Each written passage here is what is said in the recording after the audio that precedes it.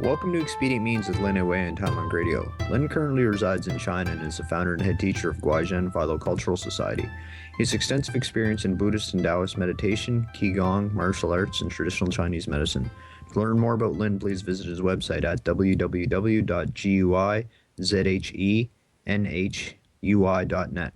Tonight, Lin will be finishing off his commentary on the Tao Te Ching with chapters 71 through 81. Welcome back, Lin.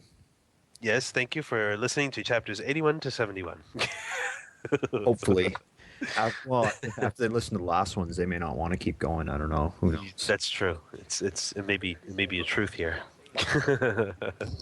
Great. Awesome. So yeah, we're finishing up. This is the last piece. 11 more chapters, and we're done. This will give you the true key to all the Buddhist and Taoist verse, right?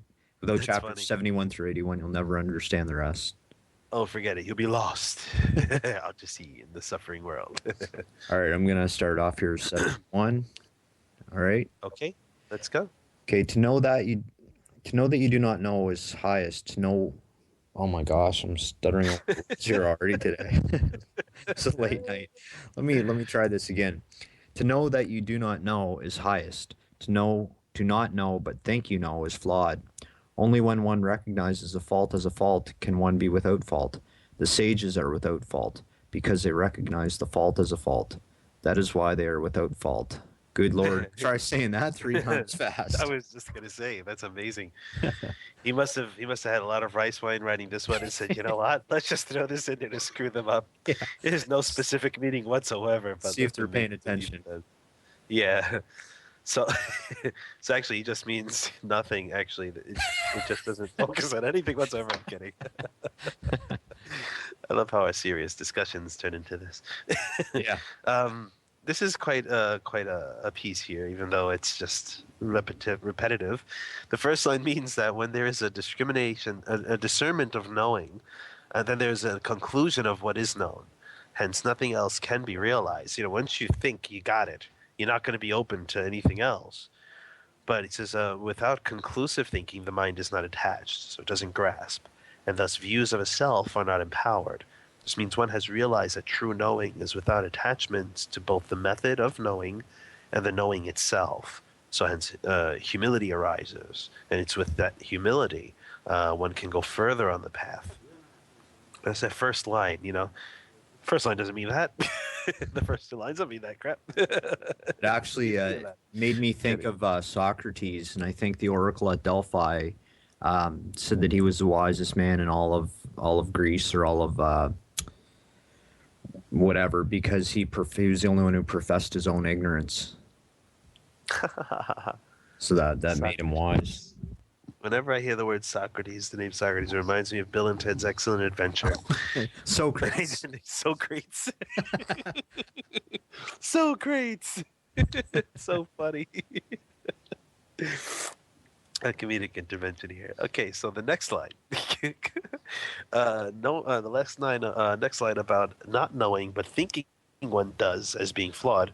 That would means to speak without any true understanding. This is flawed because the idea of knowledge, one thinks they have but doesn't, is based on false thinking. Views developed over time based on their experiences, and those experiences were based on the views they believed to be true since childhood. So the thinking of knowing but not actually knowing is a problem of speech and mind, and thus causes wrong information to be spread.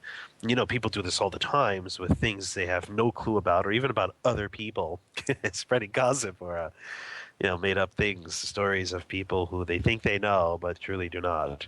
Then everyone believes those lies, and then when the truth is presented, they're so attached to the lie that they think the truth is the lie, yet do not realize that they take the lie as a truth. So it's really quite a dichotomy here, quite a predicament. And there's a lot of that floating around in our current Dharma ending age. Very much so. I mean, in the old days, it was, we don't like what you're saying, and they'll come and confront you right to your face and debate you on points and principles. Now it's like, go behind the person's back and try not to get in front of their face, because You don't want them to know that you're saying a lie. Debate you with You points and know? principles, or debate you with kung fu? And neither of them have their principles and points either. So funny. So let's carry on here. When one recognizes the fault as a fault, when one realizes the cause of the problem, basically, they will know it was a problem. They will know what was the cause of their sufferings and or the sufferings of others due to their wrong views which were imposed on them. So when you realize the problem, it can be changed within, and thus the problem becomes the method towards change and freedom from ignorance. So it's really not really a problem at all. So the sage recognizes that the fault is simply the method, and as long as they are observant of their mind, what may be a fault to other people is just a method the sage uses in order to change himself or herself. So in doing so, there are no mistakes made and no harm to anyone is done. So even what can be seen as a mistake on the outside is really just the way things are done for a person who understands or is observant or aware of what's going on in their mind. You know, they won't really be making mistakes. It won't be a mistake. They won't say, "Oh, I screwed up." They'll say, "Oh, this just thing happened. Let me fix that up. Yeah, Let me empower it to be this way." You know. you read my mind. I was just gonna say, yeah, it obviously is pointing towards investigating the mind. Mm-hmm. Yeah. Mm-hmm. All right. Very much so. Shall So we we carry? move on. Shall we carry on? Okay. We can. Chapter 72. Hopefully, this one I can muddle through without butchering it too bad. All right. When people no longer fear force, they bring about greater force. Do not limit their place. Do not reject their livelihood, because the ruler does not reject them. Therefore, they do not reject the ruler. Therefore, the sages know themselves, but do not glorify themselves, respect themselves, but do not praise themselves. Thus, they discard that and take this. You did it. Not bad. Not bad. Okay, so we can see this as being oppressed, and like having someone oppress you, and then we can actually see it for cultivation. So let's look at it in these ways. Being oppressed, one feels they have no power, their spirit is broken. Yet when they realize they have nothing to lose, they no longer fear, and thus have a confidence to push forward and overcome their suffering. Now, in cultivation, one applies a fearless demeanor in the face of their false thinking, the thieves of their mind, so to say. Thus, they work hard daily and reap good benefits. The next part, do not limit their place or so far down, goes directly, it's pointed directly about how to treat people, right actions. Do not quarter off people, concealing them or placing them in small homes or look down on their work. It's also like looking at the way you apply your mind on how you view people instead of looking down on them. If you look down on them, it causes some more stress and problems, and then they would feel that intuitively or energetically. They would respond to you in a negative way, or in a way they would push you aside or so. So it's talking at right actions, right thoughts. It's going into these specific things. Now, if we look at it in the ruler aspect, if the ruler does not put the people down, not just in speech, but in action and thought, the people will be at ease. So the ruler is like not just saying pretty words. I mean, you really got to make this come out from the heart. I mean, if you're speaking like, oh, I'm going to make this change, I'm going to do that, and everyone's going to be happy, and everyone's going to be this, and my plans are for people to have these specific things, and everyone's going, yeah, yeah, yeah, but nothing of it gets done. Well, years down the line, people will figure it out. And that's just empty. We don't want to do that. That causes more problems, and the repercussions are even greater. It So therefore, yeah, go ahead. I was just gonna say the first two stanzas they bring to mind to me the picture of Occupy Wall Street. Oh, Sort of like a that's manifestation of these. Huh? sounds good. I digress. Carry on. Well, we look at the next one. This therefore the sages blah blah blah. And the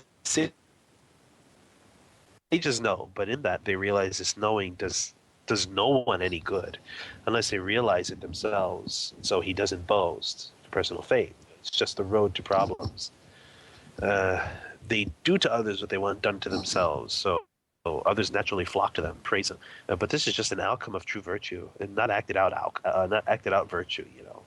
Just because one wants people to look up to them. So they discard what is popular. They take what is unpopular, staying away from the limelight and people's attention. These are the actions of a sage. I mean, one shouldn't call themselves a sage, sorry, Um, but you can conceive of what that would be like and try to live your life as that. You know, you can hold yourself up. You can have a good posture, good way of speech, emulate what you assume a sage would be like. But understand that those are methods to reach sagehood. Those are methods to be an example for people, to respect themselves as a teaching method for people. They can see it being done, then they know it's possible. You know. So could emulating the sages, could that actually be a method in and of itself? Or Yeah, because it allows you to watch your mind. I mean, if you start saying to people, I'm a sage or I do sagely things, you're not emulating a sage. Emulating a sage is totally meaning to take away all ideas in your mind that you are a sage. Okay, that there is something that says you are something great. You don't want to leave that in there. You want to take all that away. So how do you do that? You first cut out the I. You cut out this view of the I. Okay, you have to really investigate the mind and say, what labels me, or what do I use as a label for my mind, and cut it off. Number one. Next, desire. You want to cut out greed. You have desire for reaching specific levels of attainment, and that's desire used for good. And at the end, that has to be dropped off too. So you can emulate sage, but you cannot say to yourself in your mind and believe that you are a sage. That is not true at all. Even if you are a sage, the second you're saying, I am a sage, you realize, oh, wait, I was just lying to myself. That's not true at all. I'm not a sage anyway. Because as one attains a sage level, um, which is just for the sake of saying that this exists, they will never think that there is an I, and they would never think that there is something that says they are such a thing. all right, shall we carry on? Okay, sure. All right. I'm going to interrupt you now. Okay. The bold. I'm I waiting didn't for have to. That's so funny. it. The bold and daring will be killed. The bold and not daring will survive. Of these two, one may benefit, the other may harm. The one hated by heaven, who knows the reason? Even the sages still find this difficult. The Tao of heaven does not contend and yet excels in winning, does not speak and yet excels in responding, is not summoned and yet comes on its own, is unhurried and yet excels in planning. The heavenly net is vast, loose and yet does not let anything slip through. Wow, this is an interesting one. Uh, I'm not going to go into the aspect that I consider to be extremely interesting. I'm not going to go really deep into there because it kind of gets people angry. But I'll mention it. Ha ha ha. So it's kind of like a strange thing that those who are ready and willing to engage in cultivation usually act as though it is nothing. And so they get a big head about it. It's like, oh, this is easy, sit in meditation. Oh, it's a little hard, but I can sit. I can get my leg in full lotus. I can sit with my chin up. I can put my tongue to the roof of my mouth. I can circulate my microcosmic orbit. I can focus on one specific thought in Chan. It's no big deal. So they just apply themselves to it, and they start thinking that they're great. Or even if they not apply themselves correctly, they just get some state that makes them feel like they accomplished something, and they're sagely or they're amazing. And they start putting heads on top of heads. But those who just go to cultivate usually chop off their heads, meaning they cut off false thinking. And I put this section as a cultivation section. So that's why I mentioned cultivation right away. So bold means proud, very loud, like a big talk, talk, talk, talk. That's a lot of cultivators do all day. They talk about this and that method, but they never actually get anywhere further than just basic rising of energy to the crown and a really nice stillness-like state of calm. It's basic stuff. We go a little further here, the way of heaven. And that's we're talking not about the Jade Emperor's heaven, but a much purer heaven. One where sexual desire comes just once in a blue moon. And that way of this heaven is about humility, selflessness. Thus, its net embraces all, And it's very interesting, Lao Tzu would mention this heavenly net, because for me, it reminds me of the Brahmanet Sutra the Buddha spoke. Heavenly But we net. won't go too far into that. Yeah. Okay. I'm A not lot of people don't like the idea about, I read in a commentary, a Master Hua, I believe it was in the Six Patriarchs Dharma Platform Sutra, he mentioned that Taoism is the Chinese version of Brahmanism or Brahman practice. Just with various different names and styles deities look like, or these gods look like, but just to the Chinese person and Chinese culture, and the style and mannerism of the pure living and whatnot. That's likened to Brahman heaven is purity. It's just for purity itself. And Taoism is always about pure and refinement and all this stuff, and it just takes on a different style when it hits a different culture. But a lot of people don't like that. That's crazy talk. Yeah, okay. They don't like it, but you know what? When people here, I'm going to put this out there, and it's unfortunate. Well, it's fortunate that it's out there now. That I'm going to put it out there only because it throws a monkey wrench in everyone's works. But it's just in the middle between 73 and 74 of our commentary that a lot of people assume that before Buddhism there was a Taoism, and that was the only reigning supreme method on this planet that came out of China is Taoism. But I'm sorry, that's not true. This world, this physical planet, it has been around for ages. When I mean ages, I don't mean 5,000 years. I don't mean 8,000 years. I'm talking a hell of a long time. My math isn't very good, so I'm not going to give numbers here. You're like, that number doesn't exist.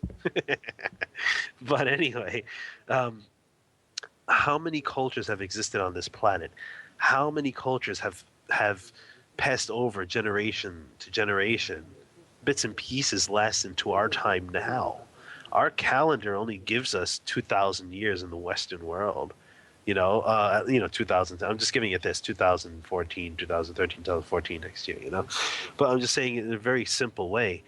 The world was going on way before, we can regulate time and give dates in the calendar. It's going on way long before that. What I'm getting at is there have been other high level beings on this planet way before Lao Tzu. And Shakyamuni Buddha was just one of them that came around. And there were many more different Buddhas on this planet before him as well. So cultivation in any sort has been on this planet for a long time. Egypt had one, different countries and had their own mannerisms of cultivation. And they all benefited with each other. They all flourished with each other because they're all coming from the same source. It's not that Taoism is its own type of world altogether and speaks totally nothing important or nothing relative to what we call Buddhism. Because I'll let this out. I had a dream once a long time ago. Taoist monks were pulling my arms on one end, and Buddhist monks were pulling my arms on the other end.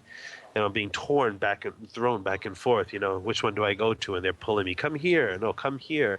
And I jump out of my body in the dream. And I look at the doorway, and there's more monks coming in, both Buddhist and Taoist. And I look at the doorway, and Earth Store Bodhisattva walks in. And he says, "What do you think?" And I said, "I don't get it. What's the difference between the two? I have this conflict in me." He goes, "Exactly. This dream, this whole reality right now is based on this inner conflict. You're not seeing this one point." And I said, "What is this point?" He goes, "Well, explain to me what is your conflict." And he said, "It's that these two are the same, but why are there characteristics that show them to be different? Why is it so important? I mean, what is this? What's going on here? I can't even understand how to explain this." He goes, "Because you're making this trivial, more trivial than it is, and it's not trivial at all. It's very simple. What are they?" I looked at them. I said, "They're cultivators of the way." "Right, regardless of Taoism or Buddhism, right?" I said, "Exactly." Then they all stopped pulling my body, and my body returned to me, and they all put their hands together, and they took a nice little bow. And I said, "They're all cultivators." "Right." And then they all merged and disappeared, kind of like merged into each other, disappeared. This is because there is no difference. The fact is that you're cultivating.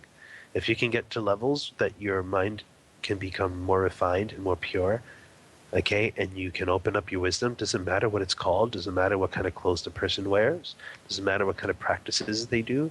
I mean, and then I left because in these types of dream states I have, when I do have them, it's very, very humorous to me, and I'm very much awake in there.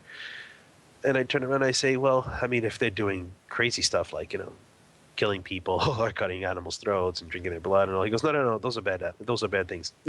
Those things only get you accustomed to the demonic realms out there. Anything external, anything that looks for something outside of you, that doesn't bring the light in, that's what we call externalist paths, to help you rely on something outside of you, something not part of you, which is a falsity. So you see, this Taoism, this Buddhism, that, those things don't exist. At those high levels, what is considered to the humans who think there's high and lows, for those who consider it to be high levels, those things don't exist. It's just cultivation, you know. It would have been There's no really such thing cool as if a they sin would have. fight. It would have been really cool if they would have had a huge kung fu battle though, and then one Yeah, ultimate one was declared a winner. so funny. I'm just I'm just being an ass. But that's funny. And then after that, I went to the Taoist temple next to my house, and I told my Taoist teacher, I said I had this dream. She started laughing.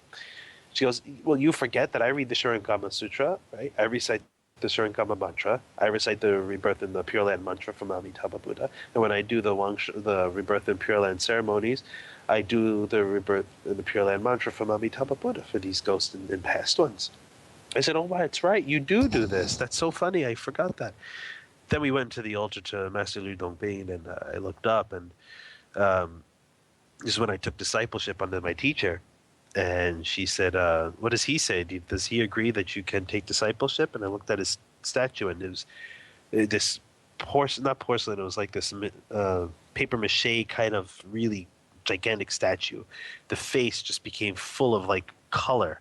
It was like a semi-palish color or so, and it became full in color, and his face became flesh-like. I wasn't hallucinating because, we weren't smoking anything. And I'm looking at it, and I'm starting to laugh, and his eyes, it's kind of like the eyes just looked down. I'll just speak it as it happened. His face became flesh-like. His eyes looked down at me, smiled. I said, he's smiling, and I guess that's a sign it's okay. She said, perfect. And then I went on one knee, and I said, as a disciple, whatever, the words you take for discipleship. And she said, don't do that stuff. You're like my son. I said, okay. And that was it. And then we continued our practice.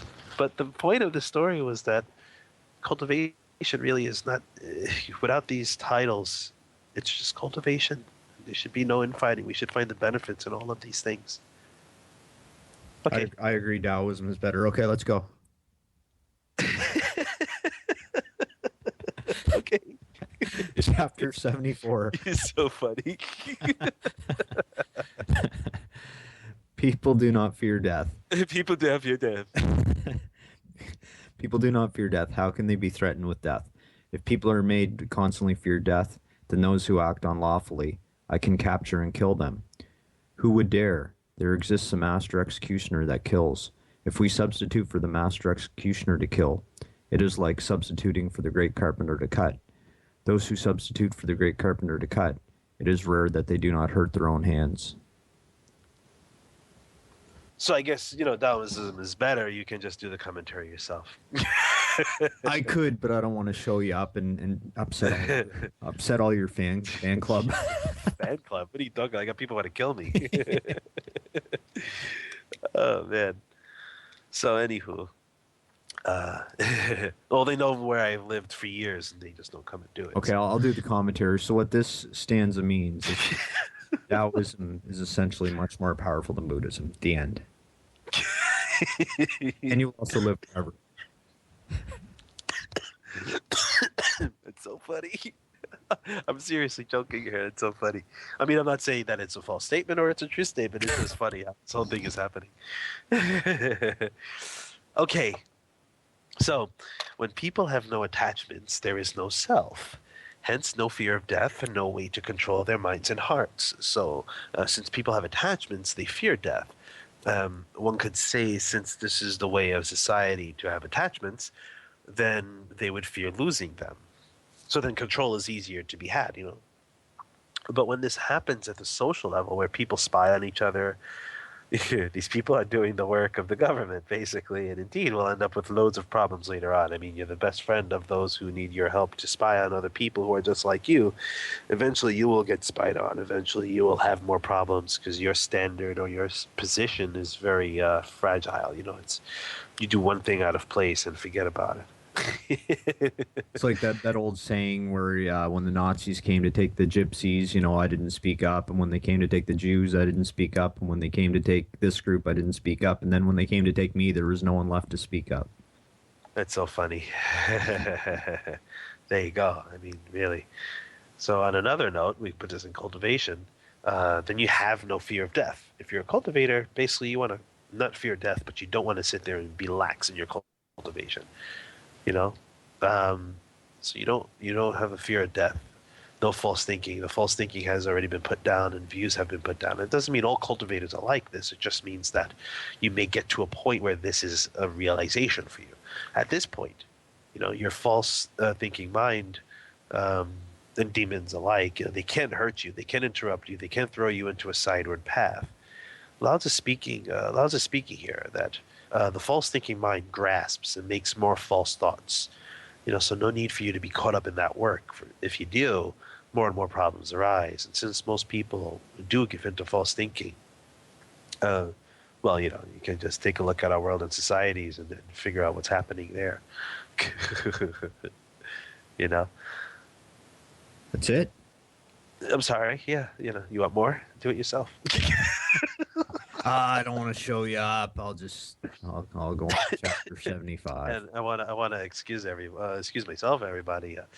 Um, it's extremely cold recently, and so I got a little cold. So that's why my voice and sounds a little funky. So even cultivators get sick every now and then. Very much so. And it Unless may only last for like 2 days, 3 days. Depends on your karma. I mean, it's simply my karma was simply that I didn't have an extra blanket in my house because my wife likes to take the blanket. And it was, excuse my language, but it was effing cold, like below zero out here. And we didn't put the heater on at night because it's too dry. So I figured, I can stick it out, and she didn't figure she won't take the blanket. And she took the blanket. I got it cold. Did it 2 nights in a row. Then finally I got my own blanket. but if you're a pure Taoist, you actually don't get colds anymore. Okay, chapter 75. The people's hunger. People's hunger. I knew you could do that. The people's hunger is due to the excess of the ruler's taxation, so they starve. The people's difficulty in being governed is due to the meddling of the ruler, so they are difficult to govern. The people's disregard for death is due to the glut in the ruler's pursuit of life, so they disregard death. Therefore, those who do not strive for living are better than those who value living. So you finished reading already? All done.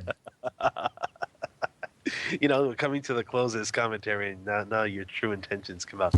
When he's finished, that was better. That was better. That was don't get sick. That was don't need glasses. That was don't lose their hair. We're just recreating that old story about the Taoists and the Buddhists, and the emperor tried to decide which one was better, and in the Buddhist version of the story, I think they win, but in the Taoist version, I think the Taoists win. You're so funny. I don't even want to tell that story now. You'll get it in the Sutra 42 sections commentary by Master Shenhua. Enough said. This refers to the false thinking mind as the ruler and the person as the mind. The ruler is the false thinking mind because it goes and goes, up and down, here and there, and the mind just grasps at it. It pays so much attention to everything that runs all over the place that the false thinking mind makes up and creates views about. This is to starve the mind, meaning being eaten of one's essence. Okay, hunger in the beginning of this passage is satisfaction. Always looking for satisfaction, but never quite getting it. For if there was a satisfying of one's anything, the feeling for that thing would never rise again. That's why I call hunger satisfaction, because you can never actually be satisfied. When you're thirsty and you drink some water, you feel satisfied, but you go a few hours again without drinking water and you want water again. That's not satisfaction. That's feeding the hunger. Okay, so anyway, um, the governed means in harmony, not being controlled. The mind is difficult to be in harmony due to false thinking. People actually do not have a regard for death. They live like they never die, searching for ways to stay young, look pretty and strong, have the best of everything money can buy. Yet those who do not do these things seem to live a much longer, happier, satisfied life, so to say. It was like chasing after, always, well, never feeling content with anything, always jumping for the next opportunity, stressing yourself out over the next situation to get something better. That kind of wastes your life. I mean, most people do that. Some people do that, and they're chasing after money. You find that they get a little grayish in the hair. They get sicker a little bit more often, or have some problems here and there. Not all, but some. I mean, it's all dependent on karma. I'm just giving out a generality here, so don't take my word as gold. It's not. It's more like a silver or something. I'm kidding. I would have said copper. Copper was what's a currency. I mean iron. Okay, you got me.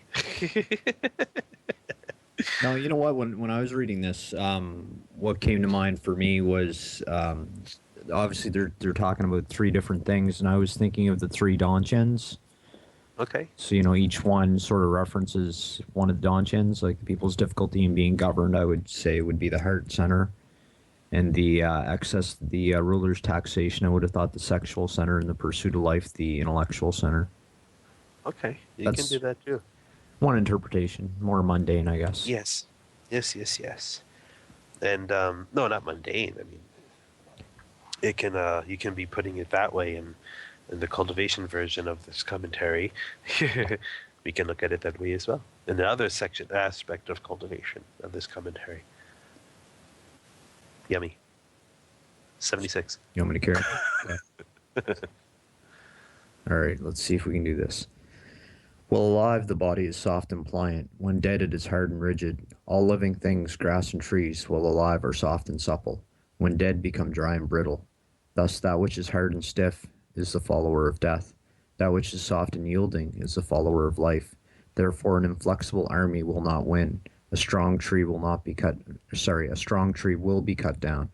The big and forceful occupy a lowly position, while the soft and pliant occupy a higher place.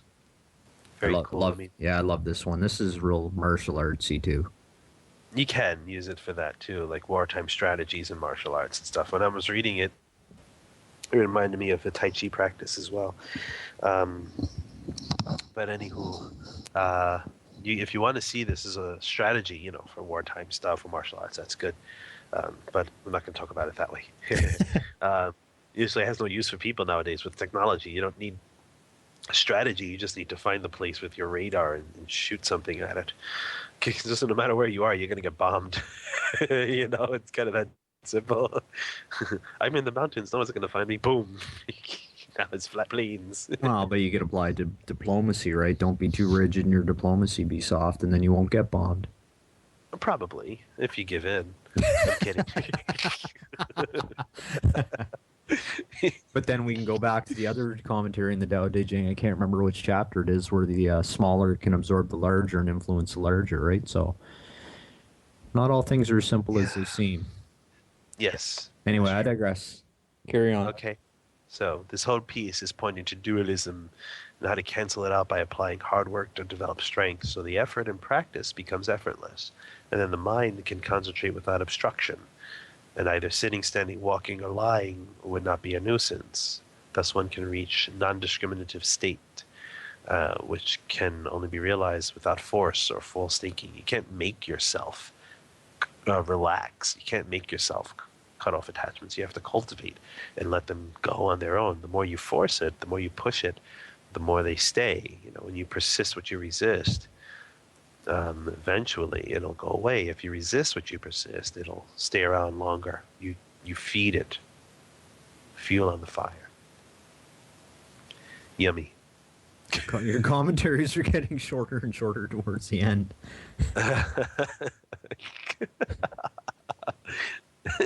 Okay. All right, you want me to carry on? All right. Yes, sir. The Tao of heaven is like drawing a bow. Lower that which is high, raise that which is low. Reduce that which has excess, add to that which is lacking. The Tao of heaven reduces the excessive and adds to the lacking. The Tao of people is not so. It reduces the lacking in order to offer to the excessive. Who can offer their excess to the world? Only those who have the Tao. Therefore sages act without conceit, achieve without claiming credit. They do not wish to display their virtue. Yeah. Well, I'm just going to have to empower what you just said about the shortness of these commentaries. Well, this is called hiding the light, not showing off, not Xing out those who don't understand you or those who aren't popular. So the sage acts like the fool, but is a king of kings, actually.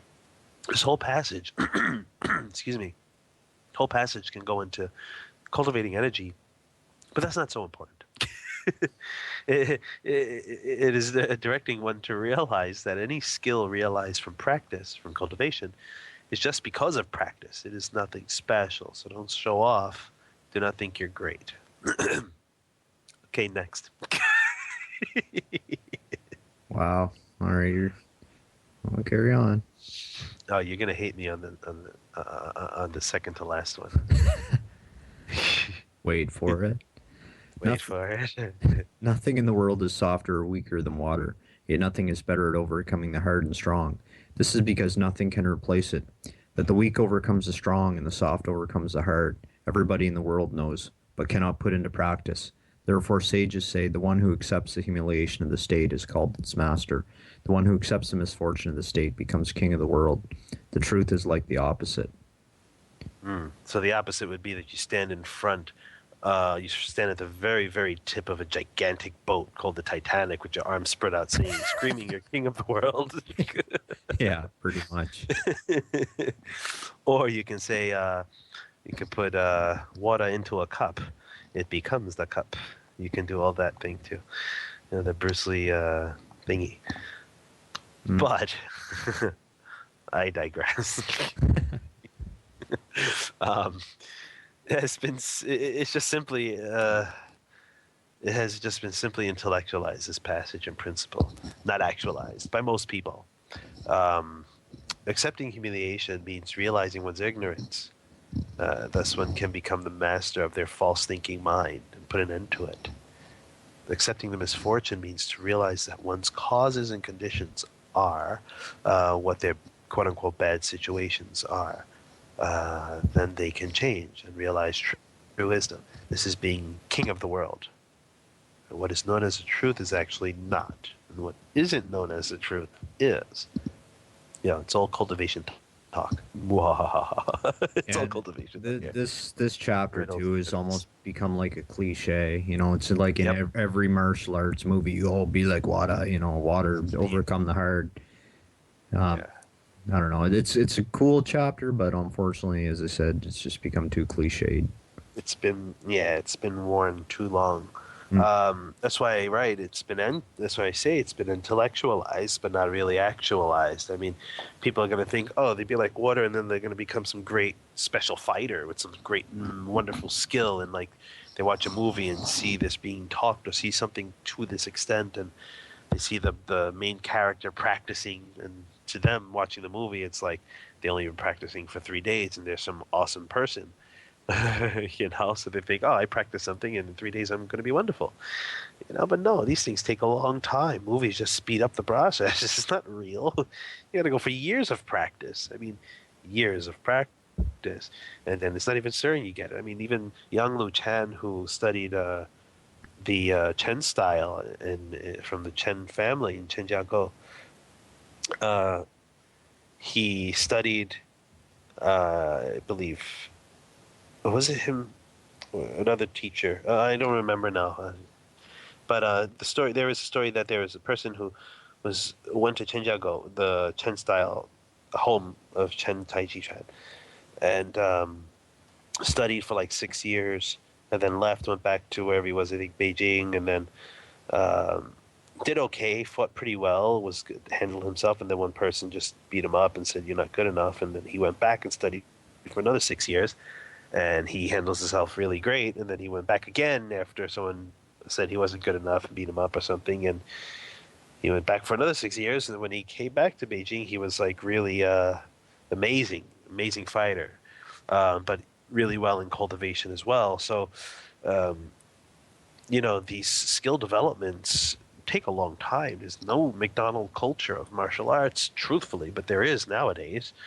There's no fast food martial arts skill development. I mean, you have to work at it. People can sell it to you. Like I said, I had a student just recently. She asked me how long is it going to take her to do this and do that. I said, look, it depends on you, and I'm not going to sell you anything. You don't like it, don't come. Really, if you can't handle a little bit of this and a little bit of that and some hard work, it's not going to be worth your time. It's not going to be There, worth there's a cool my time to story. teach you. There's a cool story. I can't remember who the teacher is. Basically, one of his students said, how long will it take me if I practice, 2 hours every day for how long will it take me to become a master? And he said, whatever, 5 years, 10 years, right? And he said, well, what if I practice 4 hours every day? He said, it'll take you 20 years. That's funny. Essentially, saying he's too focused on the end rather than the Right, journey, right? right. I mean, you can't think your end result is going to be right around the corner. You really have to just practice and practice. Anywho, And it'll shall come. we continue? Yeah, let's continue. Chapter 79. After settling a Yes. great dispute, there must be remaining resentments. How can this be considered good? Therefore, the sage holds the left part of the contract, but does not demand payment from the other person. Those who have virtue hold the contract. Those without virtue hold the collections. The heavenly Tao has no favorites. It constantly gives to the kind people. Wow, I have no clue what he's talking about here. Kidding. Uh, well, simply, I mean, basically saying, take the dirty end of the stick. Don't force to gain what you have not. If it comes, it comes. If it doesn't, be patient. Do things accordingly to respect, conduct, and patience. That's respect, conduct, and patience. When it's time, it will come. If not, do not rush, push, force, or anything for it, because it'll only cause more problems. This is like the all-pervasive nature is the same way. It gives to all. It's not expecting anything in return. So don't go trying to, most people in the world, they climb for conditions. They want to get things more so, like if they're in a job or they find some type of opportunity and they want to get relations with the people inside the company or try to get close to the person for opportunity and then step all over them when they're trying to make it up the ladder of success, and they forget everyone. They knock everybody else down so they can be first. The sage don't do that. The sage is like, well, you're already first. I'll take what you want. It's no big deal, but I ain't helping you. It's like, you got it, you do it. You don't got it, sorry. You know, Basically, Yeah, that one's pretty straightforward. pretty much. All right, let's go to chapter 80, the second last chapter. All right. Yes. Small country, few people. Let them have many weapons, but not use them. Let the people regard death seriously and not migrate far away. Although they have boats and chariots, they have no need to take them. Although they have armor and weapons, they have no need to display them. Let the people return to tying knots and using them. Savor their foods, admire their clothes, content in their homes, happy in their customs. Neighboring countries see one another, hear the sounds of roosters and dogs from one another. The people, until they grow old and die, do not go back and forth with one another. So let's see how far we can go with this one. Most of it is very simple, very straight to the point. Um, but like I said about this chapter, it's talking on how to live contently, basically, not just in daily life, but in one's own cultivation. Uh, and also, not going back and forth here would mean not to argue, not to grasp, not to be greedy, not to be ignorant. So if you're not arguing, you're not being ignorant. It means trying to do things to get what you need. If you're not arguing, if you're not greedy, you don't need something that people don't want to give. So you're content. And that is a very short commentary of the second to last chapter. No secret esoteric meaning? Um, you want one? No, because I think you're just gonna make one up now. I give you what you want. All right. Well, let's move on then to Excuse me. the final chapter. Dun dun dun Yes. dun. Dun dun dun. All right. True words are not beautiful. Beautiful Don't mess words. this one up. This is the I'll last one. I'll try not to. True words are not beautiful. Beautiful words are not true. Those who are good do not debate. Those who debate are not good. Those who know are not broad of knowledge. Those who are broad of knowledge do not know. Sages do not accumulate. The more they assist others, the more they possess. The more they give to others, the more they gain. The Tao of heaven benefits and does not harm. The Tao of sages assists and does not contend. I wonder if anyone knows that we recite this one. You read this one at the end of almost all the expedient. Oh, you know, I was gonna say that part sounded awful familiar. That's so funny.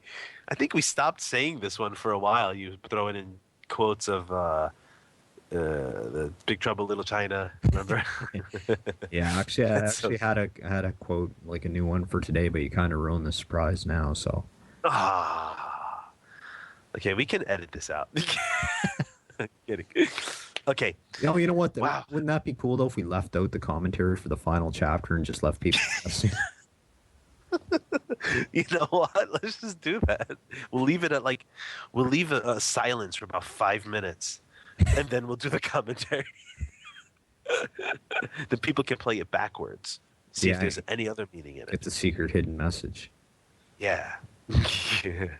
Okay. Ooh, wow, the curtain's falling on this one. And this is talking on duality, and how it cancels each other out in the means of one being this and another not. When both aren't, then that which was said to be isn't quote unquote being either. Yeah, you have to listen to this line for a few times before you get it. Um, Sages don't have false thinking, thus they don't accumulate. They are selfless. So in helping others, they have the world in their hands. I mean, you are giving to others, whether it's material or it's energy or it's contemplation or it's just assisting them. It doesn't matter. That's giving something to them. So the way of heaven isn't some great being just watching over everyone and saying, hey, he gets that and she gets this. Nope, not like that. It's just all this, it's this all pervasiveness, and that is what we are all in and not in. You can't say you're in it, but you are in it. So I'm just giving you a little duality here people can cultivate as a method. Just for the sake of saying that stuff, in and out. It's not that you're really in. It's not that you're really out. It's not that you're not in. And anyway, thus everybody gets accordingly. And in truth, there is no need to be greedy. But since we don't realize that state of interdependence, we are subject to our mind and our karma. This all pervasiveness we call the Tao. It's all fulfilling. It's only our minds which screw things up.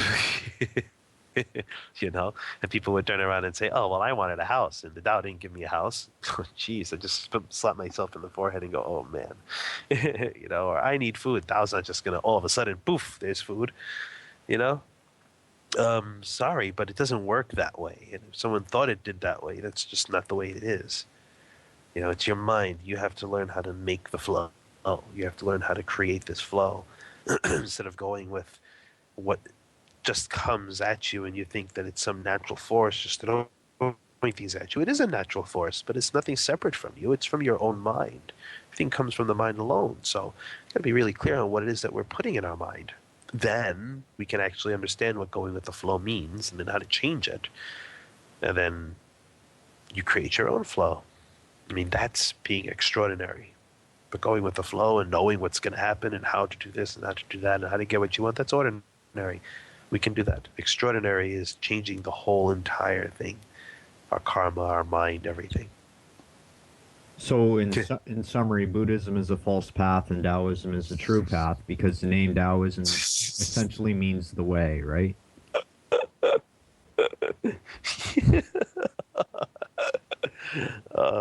man, here we go. Well, in Buddhism, we say cultivators of the way, and in Taoism, it's just the So name even Tao even even explains Buddhism itself. points to Taoism, right? Taoism points to Buddhism, I and then just they I both just cancel each other out. Isn't it funny? You just want to screw around with me, don't you? for the listeners, I just like pulling Lynn's chain every now and then. It is fun. I don't hold favor to either or because I just see them both as cultivators. As I follow this quote of Master Hsuan Hua when he was asked, um, Taoism, Buddhism, what's the difference? And he turned around and he said, Chinese people, American people, aren't they just people? And the guy just went, oh, okay. It's pretty much that one. So, I mean, if people like to have the supposed infighting of this is great and this isn't, and this is better and this is not, be my guest and be trivial with that for the rest of your lives. I'm not. Mm. So I really, people say, "Oh, Buddhism is this way," and Taoism. I know, I've been to. Okay, that's fine. That you can know all you want and whatever. It's not gonna make my day any sadder. And then I mean, in fact, if you're in all into this infighting, you really have totally missed, the nature of Taoism and Buddhism altogether. Anyhow, I suggest you go back and reread the Tao Te Ching. Yeah, and then I mean, I know that there are Taoist monks and high cultivated Taoist beings who also would say Taoism and Buddhism are very different. Well, the methodology in certain things are very different, but the end result is very much the same. Hmm. Not immortality. That is not an end result. That's just another step. You still have more to go with immortality. You can't just sit there and say, "My life is done. I'm done. I'm immortal. Ha ha ha! Yay! I can sit there and do all I want now." No, because that's going to end up wear off anyway. You need more practice. You need to go further. Just having abilities. And this is how we're going to close it. Having abilities doesn't make you a Taoist sage or a Taoist immortal just because you have foresight, just because you may have some type of ability to move things with your energy or with your mind, or you're able to see the future or know your past life, or know how to do the I Ching or know how to do anything with spirits and ghosts and whatnot. That doesn't mean you're a sage. It doesn't mean you're a Taoist immortal. It means you have a skill and means. It means you have some skill there. But that's nothing special. That's very ordinary. It's very normal to have those kind of skills. And it's not a marker of any type of great attainment. What's a great attainment? Tell me what's going on Jupiter right now. tell me tell me what's going on five excuse me, five different universes down the line over here. Tell me what's going on there. Tell me which Buddha is reciting this thing, or which God in this heaven is reciting this thing for a Taoist practice. Tell me. And another thing, we can't get attached to these ideas of immortality because, in the truth, this has been an age-old journey for people, always searching for some immortal pill or some immortal elixir, when the immortal elixir was always in them. And it was never away from them. It was never something they needed to go traveling for. All this talk of journey was all metaphor for going into the mind, investigating the mind, clearing out the karma so you don't have the karma of death. And if you don't have the karma of death, then there is no life because there is no dying. So how can it be something that is life? There isn't. You can call it what you want, call it life. I don't care. It doesn't matter, and you shouldn't care either. Why you shouldn't care? Because the more you label it, the more you the more you empower the views of the lifespan, the more you empower false thinking of separation. And these things just hinder you. Eventually, they got to get thrown down either. You know, down the line in cultivation, the method you're using to attain wisdom or to attain enlightenment or whatnot, you got to let go of the attachment of the methods. You got to throw your stuff out in the garbage. When Everything you thought you knew. once you get Yeah. your boat across the lake, you don't have to carry your boat around anymore. No, you take the boat, you flip it over, you break it, you chop it up, you burn it for fire, so at night you can stay warm. And the paddle, you don't go holding it on your back saying, "I remember when I did this." No, you throw everything in the fire and you burn it down, and you sit there going, "I never have to do that again." You leave it there on the shore and you walk away. That's going to the other shore. That's really opening up your wisdom. This is purity. You're leaving everything you have brought with you up to this point. You're transforming it. You're letting it go. That's the important goal here. in any cultivation. And if that's not the goal of the cultivation you're learning, then it shouldn't be something you should be learning.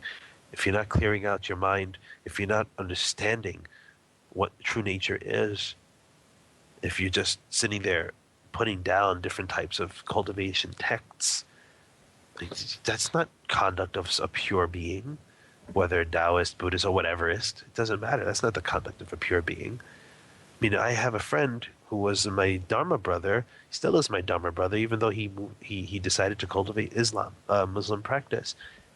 And he sent me all his old Buddhist stuff. He used to be a monk as well. Then he changed into an at-home person for years, and then took a Muslim faith. So when I went to see him and stay with him for a week or so, I asked him every day, or as much as I could ask him that I could think of, about Islam. I asked him, "What is this like? What are your thoughts on this? Or what is the teachings here? Explain to me. Tell me. I want to know." And we had heavy conversations about it, and it was the most beautiful thing I've ever heard. It was all very compassionate. I said, "So why are people promoting this and promoting that about it, which makes people hate and hate and hate and hate?" He goes, "Well, some sects like to have um, fundamental attitudes about this or fundamental attitudes about that." Now, I'm saying fundamental not as like someone crazy, just basic. I mean, basic, like specific ideas about certain things. They like to have their tradition this way. Some like to have the tradition another way. I said, "Wow, that's just really interesting." But it was so compassionate and so nice. And his practice will lead him to where he says he's going to go. And there's a lot more to this conversation. I'm just not saying it because it's not my place to. But anyway, it was really great. So, in any tradition, you got to follow the rules of what you practice. But if it's where you're hurting people, if it's where you are standing above other people as though they are inferior, it's not something you should be doing. Whether you're a Taoist, a cultivator, a Buddhist, or anyist, and you hear this commentary and you finally get to this end point here, whether you are this way or not, realize if you're not leading to be a better person, not because it brings you benefit, but because it brings other people benefit, then you shouldn't be doing it. And lastly, I got to put this out there because this is really great. I know this is pretty long already, I think, but this is really fun. I hear a lot of Taoist too, and even Buddhist and other people, different types of practices, talk about ghost hunting, talk about exorcising demons, writing up talismans, and doing all this quote unquote spiritual work to free up the negativity in the world. And they talk left and right about demons and ghosts and spirits and all these other types of weird creatures and whatnot, and how they handle them, quote unquote. And then I say, you got to be honest. Have you actually ever seen a ghost, a spirit, a demon, a god, a demigod, a hell dweller, any other types of weird types of creatures out there, you know, essence stealing spirits, all the different types of spirits? Have you ever had any interaction with these things? And have you ever actually stood face to face with one in a friggin' battle? Excuse my language. Have you ever? If you just had this weird eerie feeling and you just throw a cleansing energy, a cleansing intention over the room, and that's not doing anything. I mean, you feel good, but I mean, you have to see it. Have you ever seen it? And I'm not going to throw out myself out here and say I have or I haven't. Whether people believe I have or not, that's not my point. The point is, these things aren't jokes. Talking about how you can handle a ghost or spirit. They're probably just waiting for another time to screw around with you. No matter what mantra, no matter what skill, no matter what mudra we use, no matter what drawing or talisman we put out there, whatever intention we have, or whatnot, if you have the karma to be affected by such a demons or such sickness, ghosts, or whatever the hell it is, you are going to get affected regardless. If you have merit in your practice and you actually do cultivate according to the rules, then you will have protectors of that kind of dharma, whether it's the Buddhist dharma or any dharma. You'll have protectors for those teachings, and they will stop you from getting hurt. If you break the rules, they leave you. So sometimes our abilities aren't really what we have accumulated or what we have realized. They are borrowed, and we don't even realize that we borrow them. That's why you cannot say that you have attained such and such things. You know, just today, I give a story. Just happened today. My son was sleeping, and I was resting on the bed with him, and he had his pacifier in his mouth when I left the room. He slept in the middle of the room, so the door was open enough where I can see him. And I was watching him as we were eating in the other room. Not very far. My house is extremely small. I mean, one step out of the chair and you're in the bedroom. That's how small it is. So, so I was able to see him. He didn't move from his position. And I would get up every few minutes to go over and see him. He's in the middle of the bed. I have a gigantic bed. Then when he woke up, I went to. He didn't actually move from his position. I heard him, and as I thought he woke up, so I went over to the doorway, and I didn't feel that he had moved or had woken up. So I peeked in, and he was still sleeping. So I did a little something because I felt something's odd at this point. I heard a motion and I heard a sound in this room. There shouldn't be one. And I found something to be in that room. So I did whatever I do, and it was gone. Then the baby woke up about 20 minutes later. Still didn't move from his position, but his pacifier wasn't in his mouth. So I didn't pay attention to it. We picked him up and changed the diaper, all the fun stuff, started playing with him, and he was ready to go out. They were going to go out shopping, so they take the baby out, my wife and mother-in-law. We're looking for his pacifier. And I say, he had it in his mouth. Where the hell is it? So I'm looking all over the bed, and I do a little something so I can kind of feel where it is. I said, no way. And I look at the foot of the bed. When I decided to look at the foot of the bed where I felt that something was there was the pacifier at the foot of the bed. And I'm looking at my wife going, this is odd. Why is the pacifier here? He's been sleeping, not moving, and it was in his mouth before. And she looks at me, she goes, unless something had moved it out of his mouth, they couldn't get him, so they move it out of his mouth, and I don't know, they dropped it. I looked at her, I was like, it's funny you say that, so I told her. And she looks at me, and she goes, well, is it gone? I said, yeah, it's gone. She goes, well, did they do anything to him? I was like, no, they can't do anything to him, but they took his pacifier. That's why they couldn't do anything, so they took his pacifier. She starts laughing. She goes, shit, sorry, my word here, but she just says, oh my God, that's crazy. Do something quick. Don't let this happen. I said, well, every time we have guests in the house, they bring a little something, and I got to throw up incense, and I got to do stuff to clean out the house. So, no matter what kind of field you do around the house, if you welcome somebody in, whatever wants to come and occupy your space there will come in with that person because you had welcomed the person. So they come in with that. It's like an open door for crazies. So the moral of the story is don't let anyone in your house. No. If you're doing this kind of work, be mindful and be honest with yourself. That's what I'm saying. If you've never seen these things, don't do these things. You can't just go off of, I assume, or I have this small little tickling feeling. You need cultivation to see these things. You need merit to do these things. I mean, it takes a lot of work. So that's how we end the Tao Te Ching.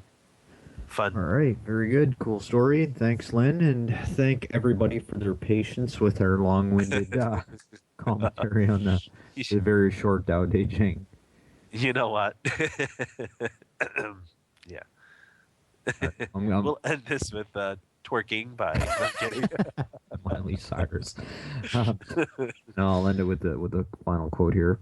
If you look for truth, you may find comfort in the end. If you look for comfort, you will not get either comfort or truth, only soft soap and wishful thinking to begin, and in the end, despair. C.S. Lewis. Oh, really? Yeah. Wow. I thought it had a little bit of a Taoist kind of flair to it, so I thought. Okay, very cool. Anyhow, thanks again, Lynn, and take care, everybody. Thank you.